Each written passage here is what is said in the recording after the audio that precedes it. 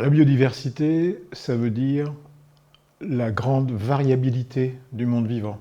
Donc la variabilité maintenant, c'est-à-dire la manière la plus simple, c'est de regarder les différentes espèces, en quoi elles se ressemblent, en quoi elles diffèrent, où elles sont situées, quel impact elles ont dans le monde, c'est-à-dire ce qu'on appelle finalement dans les écosystèmes.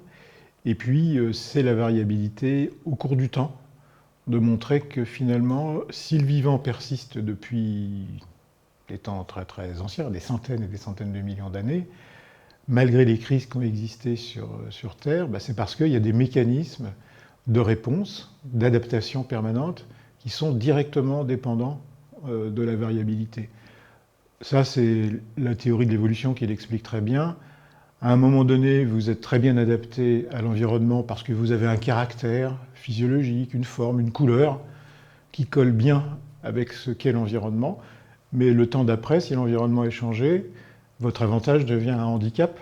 Mais heureusement, il y en a un autre, pas loin, qui n'avait pas tout à fait la même forme que vous et qui, lui, du coup, va être avantagé. C'est comme ça que les espèces se sont maintenues et ont traversé les changements. Donc la biodiversité, pour moi, c'est comprendre que la diversité de tout, finalement, donc dans le monde vivant, c'est la diversité physiologique, comportementale, morphologique, mais peut-être qu'on peut étendre ça à d'autres domaines. La diversité, en fait, est la source du maintien à long terme.